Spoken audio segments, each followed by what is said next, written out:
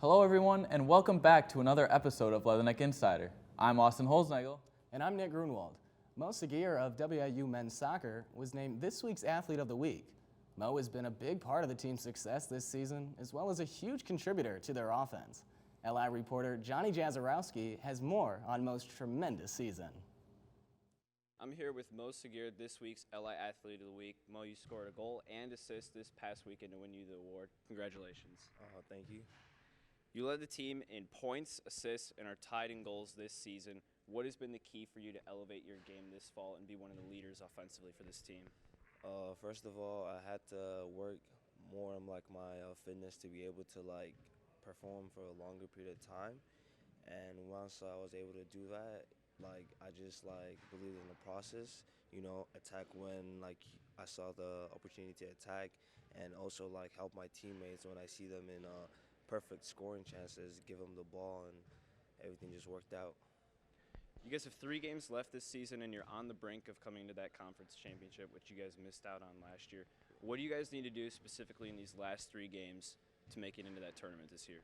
To be honest, we just have to keep working hard. We're a blue-collar team, so we just have to keep fighting. When we get our chances, we have to we have to score those chances, and then fight to the end. Basically, that's what we have to do. All right, thank you, Mo. Once again, congratulations. I'm Johnny Jazarowski reporting for Leatherneck Insider. Staying on the pitch, WIU Women's Soccer put together quite the performance to celebrate their senior day, capping off their fall season with a 3-1 win over St. Thomas. It was a back-and-forth game that saw the Leathernecks get outshot 20-14, but the play of junior defender Angie Knies was the difference maker. The Leatherneck captain capped off her 3rd year finding the back of the net twice to help push the Leathernecks over the finish line. As one team finished up their campaign, another is nearing the end. The Leatherneck golf season is coming to a close, and there were many accomplishments made. Leatherneck Insider reporters Kobe Blackman and Zach Zanelli discussed with Director of Golf Leah Beal-Lukarinen on the team's performances. Golf is nearing a finish to their fall season, and everyone on both teams had many accomplishments, including Natalie Hooper's record-breaking score. Head coach Leah Beal-Lukarinen discussed working with the teams. I definitely really like working with the team on their swings, and I guess I just like to compete, so that makes it fun. Coach Leah also discussed what the challenges and goals were during the season and her thoughts on Natalie Hooper breaking the school record. We're going to be challenged to follow up with victory, so I guess that might be a little bit of a challenge, but I think really just shooting some sub-300 rounds is our goal, and then, going in the winter, it'll be physical training. Pretty amazing. I got to be with her the last few holes. We didn't really realize that she was leading the tournament. We just knew that she was playing great. So we just wanted to, finish strong, and we did that, which was awesome. And then we found out at the end that she won. So pretty cool way to do it. As Western is close to wrapping up their season, they will take one more trip to the Judson next week. Reporting for Leatherneck Insider, I am Zach Zanelli. Thanks, Zach. I can't wait for the day I can shoot under 80, let alone shoot under 70. Speaking of shooting, WIU basketball is right around the corner. Stick around and we'll be right back to talk about their upcoming seasons.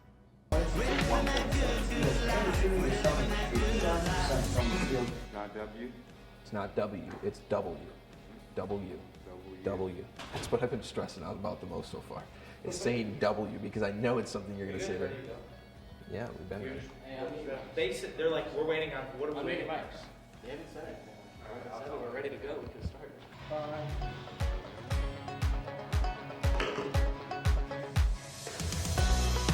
Hello everyone, I am Will Thomas. And I'm Dane Mackley. Welcome to this week's edition of Leatherneck Insider.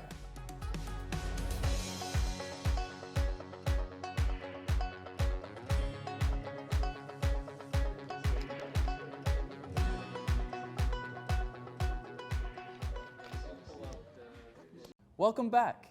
After injuring his ankle over a year ago, West Illinois men's basketball player Quinlan Bennett has been rehabbing ever since. Leatherneck Insider reporter Peyton Hutchins has more on Quinlan's journey back to the court. Western Illinois men's basketball season is less than a week away from tipping off, but for Quinlan Bennett, this will be the first time he's played in a basketball game since February 6, 2021, when he injured his ankle. The injury resulted in having to undergo 2 different surgeries, and Bennett says this caused a change in his mindset. It actually changed dramatically because I was at Lamar University and I just recently had the same surgery, so it brought me down. But I mean, I just have to get through it. Recovering from injury is never easy, but Quinlan is excited to be back on the court with his teammates, who are expected to have a big year this season. I'm excited, I'm nervous, but I'm anxious as well. So I honestly don't know how to feel about it, but I can't wait though. For Leatherneck Insider, I'm Peyton Hutchins. Thank you, Peyton. Quinlan has been in 2 different programs prior to WIU, where he averaged 10.6 points per game with Triton College and 9.6 points per game with Lamar University. He is expected to have a big role this year for the Leathernecks. They tip off their season on Tuesday in an exhibition game against Monmouth College right here at Western Hall. Switching gears, after losing in the quarterfinals of the Summit League basketball tournament 7 months ago, WIU women's basketball is looking to redeem themselves. With basketball season right around the corner, here's what Elizabeth Lutz and Jada Thorpe had to say about the upcoming season. I guess just kind of enjoying the little things. We always, complain about our long bus rides. We have to go to South Dakota or whatever, but we really have a lot of just great personalities on our team this year. So I think it's been really easy to find joy, not only in the mundane, but in the things that you would never think you'd look forward to. And so I guess just for the team, I want to help encourage an attitude of gratitude, because it really does go by quickly, and it's surprising to me that I'm already in my 5th year. It doesn't feel like it's been so long. So I guess that's the main message that I want to translate for my team, just to enjoy it while we have it here. And then for myself, I guess continuing to just embrace all of the highs and the lows on the court and off the court. It's my last year, my whole career of basketball, and so kind of enjoying a sense of closure, but also living it all like it's kind of every second's the last. So I definitely think we use that as motivation to just play harder. We weren't expecting to be, like 1 or 2 obviously, but we were definitely like looking forward to preseason to see where they had us and just use that as ammunition. Because we try to play as hard as we can in practice and translate that to the game. So we're definitely looking forward to like beating those teams that's like 1 or 2 ahead of us and playing those top 1 or 2 teams to show everybody like, oh, that's like how you rank this. Interesting, like we didn't think it that way, but we're definitely excited to show everybody. Like even though we lost some good players, we're still just as good. We play just as hard, and we use our fuel like shooting and driving and kicking. We're just really excited to show everybody what we made. WIU tipped off their season on Monday against Columbia College. The Leathernecks won by a score of 70-57 and were led in scoring by Alyssa Dins, who had 17.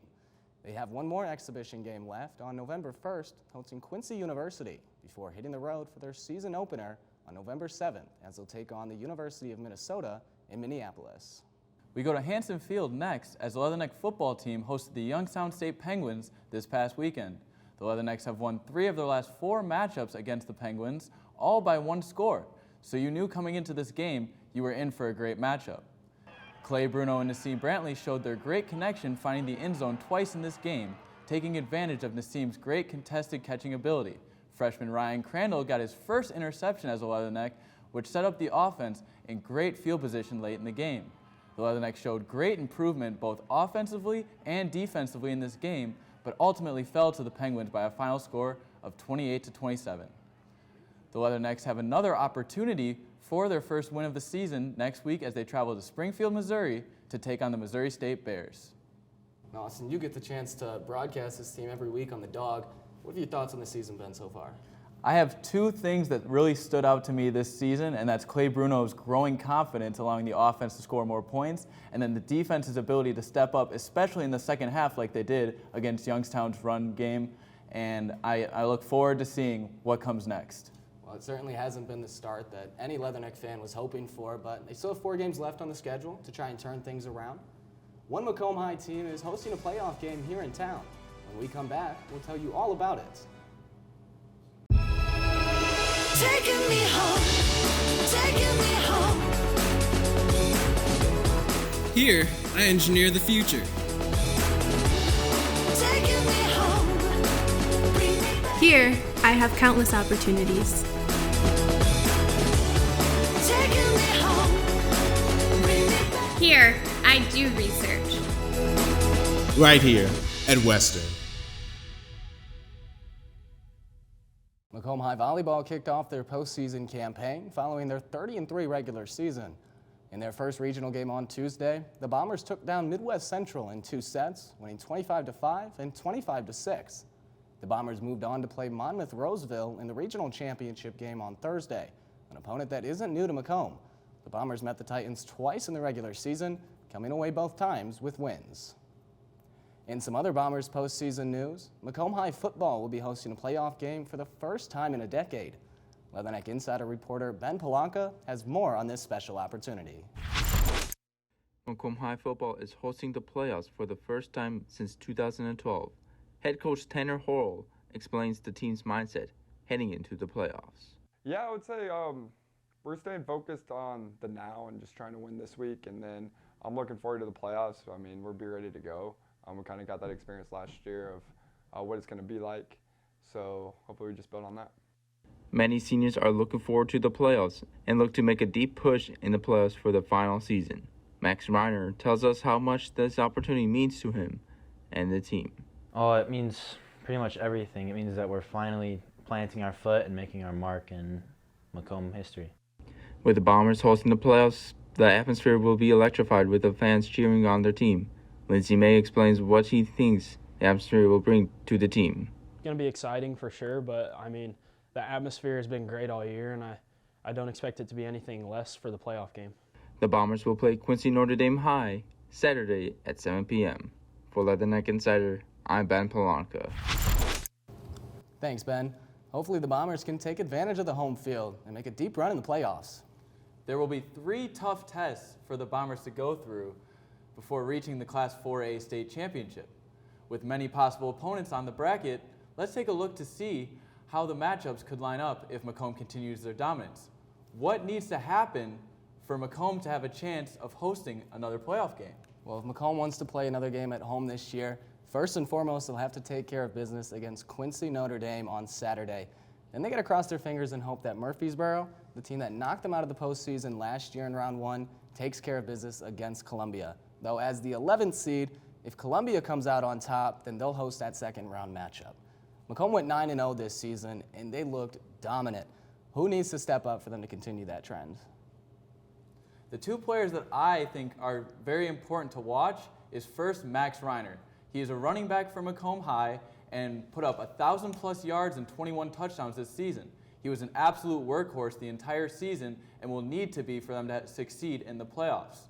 My next player is also on the offensive end, and that will be JT Jeter. He had over 800 yards and over 10 touchdowns this season. He was a great target for the Bombers all season long and will definitely be an important one in order to keep winning in the playoffs. Well, I know I'll be watching and rooting for the Bombers to bring home some hardware. We'll step aside, but when we come back, we'll bring you the newest installment of Stoolboy Sports. Stick around. You don't want to miss it.